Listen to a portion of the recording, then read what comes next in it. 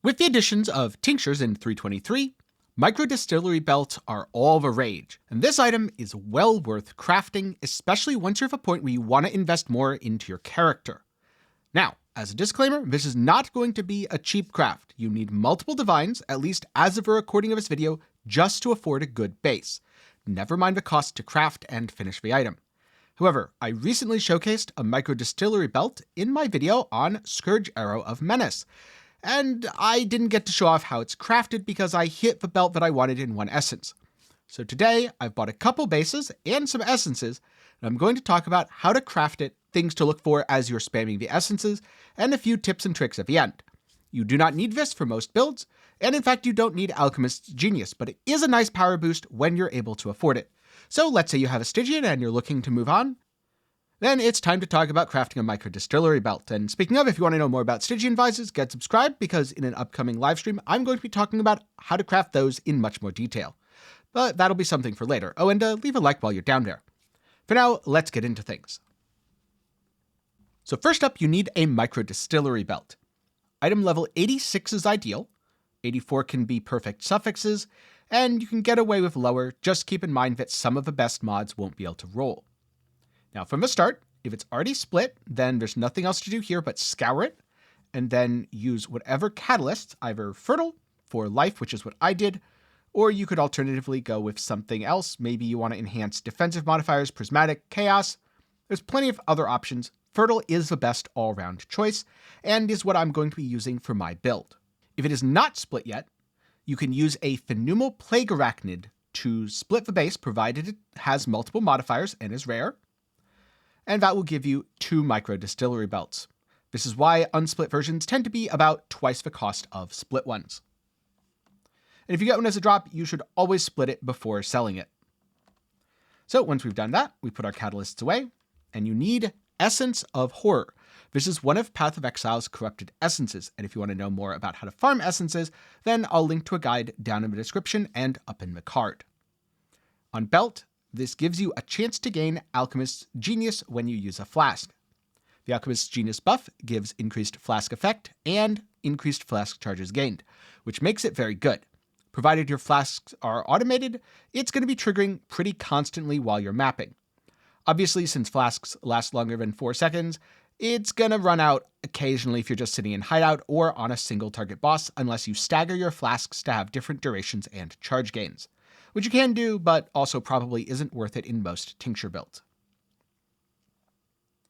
Now, the main reason that this is so important is because you can put your tincture in the 5th slot.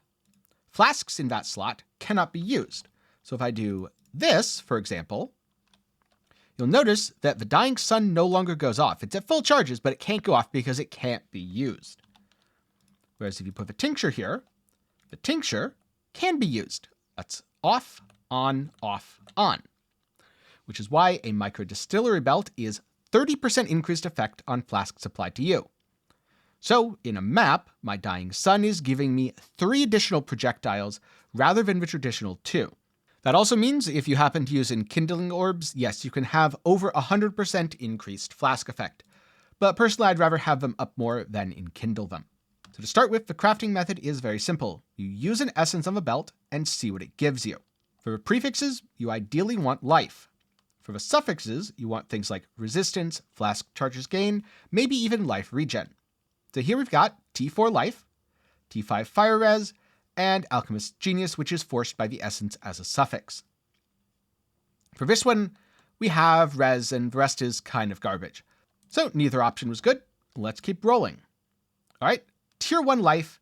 Unfortunately, a low tier increased elemental... tier 2. I always get tricked by this. When you have the catalyst, you get a little extra life, and tier 2 looks like tier 1. So the increased elemental damage for attack skills is very unfortunate. We'll come back to that in a second. I'm going to keep rolling on this base. That's just a bunch of garbage. Also a bunch of garbage. Increased flask charges gained is nice. In theory, you could fix the prefixes separately if you got really good suffixes. Unfortunately, tier 5 is not really good. Now, Essence of Horror is not as expensive as it's been in past leagues, but it's not cheap either. So there is going to be a significant cost here. You're probably going to have to spend a couple divines on essences. All right, tier 3 looks shiny, but the res is really low, so I'm going to keep rolling here. This is one that's interesting. So the life's okay. Not great, but okay. If I was going to use this and I needed an upgrade right now, I'm not crafting the cell, I only have one base, I'm looking at my stacks of divines and going, I'm running a little low on money, I would keep this. Because you get about an extra 30 life for 97 total from the strength. You have decent res, and you can craft the prefixes. Because I want to demonstrate crafting a better item, I'm going to roll over this. If you're looking to sell, this would absolutely be worth stopping, price checking, seeing, oh, it's worth this much, I'm going to just sell it as is, or maybe you roll over it. Just keep in mind, as you're collecting these essences, things can get very expensive. And here we go. Reduced flask charges used, fire res, alchemist genius, decent life. That's a really good belt. Again, if I'm looking to use it, this is perfect. Unfortunately, the prefixes are entirely full, and I really wanted a hunter prefix like I have on my current belt. So I'm going to say this one's done. This is what you do if you didn't have the extra money to spend on a hunter prefix. All right, so the reason I saved the other one is it's in an interesting situation.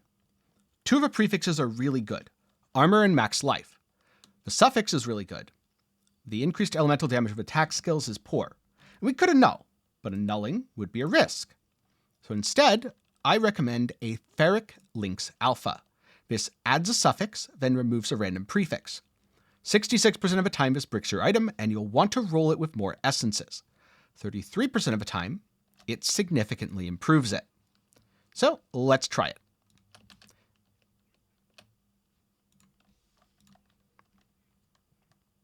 And there we go. We won the 1 in 3, and we now have a really solid tier 3 to cold resistance.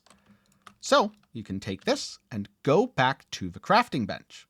And right now, I just want to block any suffix mod. Long term, probably going to craft something like fire and lightning. So I'll put that on. But flask effect duration could be totally valid. Maybe you need some strength. There's plenty of other options. Even chaos resistance against damage over time, or lightning and chaos, if your resistances need a little help. And then I'm going to slam it with a Hunter's Exalted Orb to get a similar effect here, but hopefully a little bit better. There you go, 6% increased maximum life, about a mid-roll T2. We've made a very solid belt, significantly improved it over the base with a Hunter Slam, and by the way, someone would probably use it regardless of what you ended up slamming. So that's how you finish the item once it's pretty darn good. I think if I was to tally everything up, I spent around 5 divines on the 2 Micro-Distillery belts. I believe I spent 2 or 3 divines on the Essence of Horror. It was about 2 divines for the Hunter's Exalted Orb, which means to make these 2 belts, we're looking at around 10 divines, which means if I can sell them for 5 divines each, or if I can't buy them for 5 divines, then I've probably made a profit or broken even on the craft. Obviously, if you're only crafting 1 or 2, your prices could vary wildly from mine. I hit this on a single essence. I got really, really lucky. I slammed 1 essence down. I got the armor, I got the life, I got the alchemist genius, I got the flask charges, and I said, you know what, for 1 essence, it's good enough for now. But now that I wanted to make something better, I decided to share the process, and since my budget was a little bit bigger, I bought an extra base in case I got lucky again. And I bought extra essences in case I got unlucky. Because that's the other thing. You should always prepare to both get lucky and unlucky when you're crafting.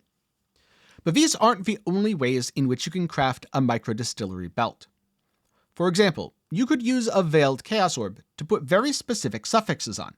This would block the Alchemist's Genius, in which case you'd need to roll the base item differently. Say by Hunter influencing it first, rolling it with pristine fossils so that you get increased maximum life and maximum life, then fixing the suffixes for resistances and chaos res. Alternatively, maybe you just need chaos res above all else, or maybe you need penetration. Then you could use different essences to roll those instead.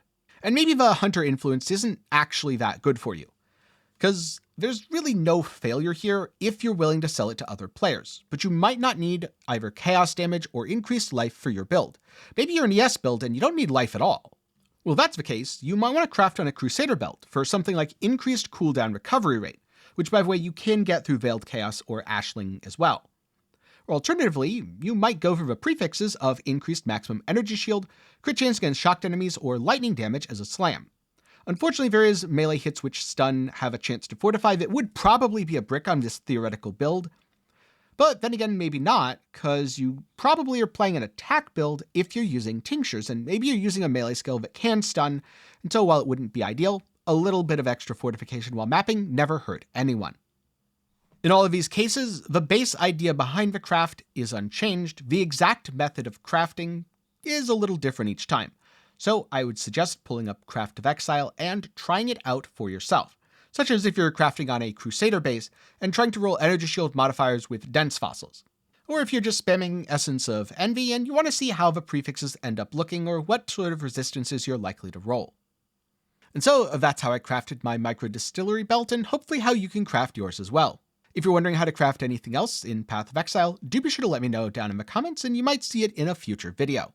And if you want to know how to get some essences to do all this crafting to begin with, well, you could always try farming them yourself and you might be able to benefit from my essence farming guide, which I'll link up in the card down below, and a link over at MaxwellGG if you'd rather read than watch.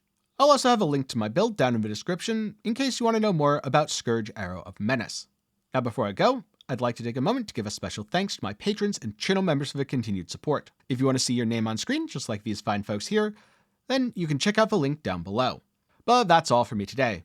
Thanks for watching, I hope you learned something, and remember, when it comes to crafting, especially if you're crafting on a small sample size, making 1 or even 2 items, you can get really, really lucky, which feels great, and you can get unlucky, that feels terrible. That's just a natural part of a learning process. It's just going to be that you blew up a few divines, but most of the time when you craft, you will save money, so it's worth it in the long run. And if you keep crafting, who knows, maybe I'll see you again sometime soon, as I plan to make more crafting videos over the course of this league.